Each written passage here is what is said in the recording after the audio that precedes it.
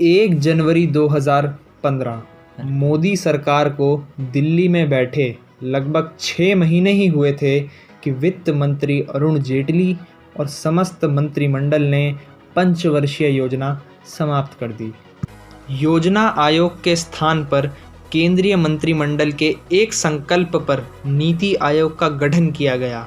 इसमें दावे तो बड़े बड़े किए गए, जनता भी खुश थी और हो भी क्यों ना, मधुमेह है ही ऐसी बीमारी।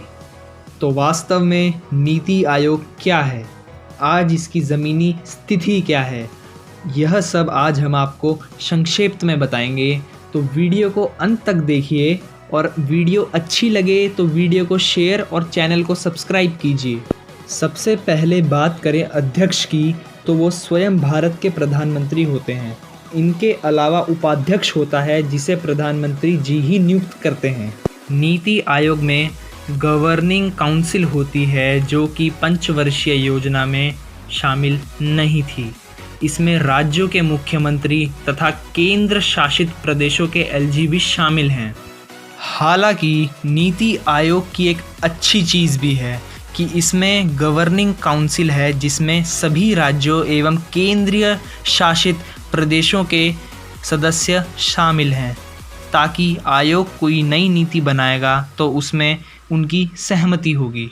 नीति आयोग सरकार को बस सुझाव दे सकता है, कोई काम नहीं करवा सकता, ना ही सरकार को 5 साल का ब्यौरा देना होता है जैसा कि योजना आयोग में था, जिससे आम आदमी तक जानकारी का अभाव रहता है। सरकार करे ना करे उसकी मर्जी है।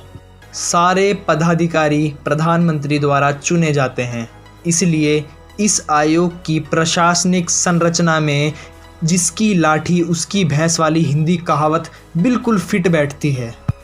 इसमें पूर्णकालिक सदस्य भी योजना आयोग के मुकाबले कम होते हैं। कह सकते हैं कि इसमें आना जाना लगा रहता है। दरअसल मेरी माने तो नीति आयोग और पंचवर्षीय योजना में मुझे कोई खास अंतर नज़र नहीं आता है।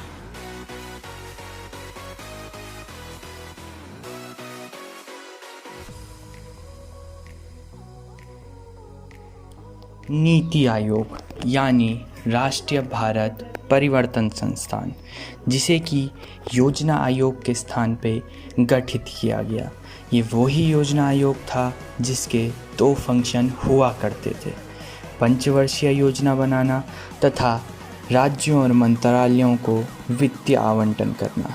नीति आयोग को योजना आयोग के स्थान पे गठित तो किया गया, परंतु इसमें काफ़ी फेरबदल किए गए।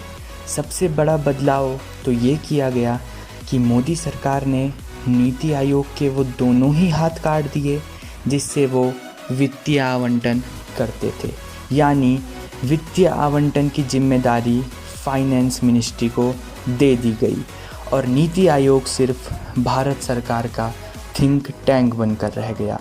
एक ऐसा थिंक टैंक जो अब मात्र सरकार को सामाजिक एवं आर्थिक मुद्दों पर सलाह दे सकता था, ताकि सरकार ऐसी योजना का निर्माण करे जो लोगों के हित में हो। सामान्य भाषा में समझें तो नीति आयोग शारीरिक विकलांगता से ग्रसित हो चुका था। सशक्त राज्य ही सशक्त राष्ट्र का निर्माण कर सकता है, इस तथ्य की महत्ता को स्वीकार करते हुए राज्यों के साथ संघीय सहभागिता को बढ़ाना नीति आयोग का प्रमुख उद्देश्य था। राष्ट्रीय सुरक्षा के हितों में आर्थिक नीतियाँ, रणनीतियाँ तथा ग्रामीण स्तर पर योजनाएं बनाने के लिए तंत्र विकसित करना आयोग के उद्देश्यों में शामिल था। आयोग ने 2 हब भी गठित किए।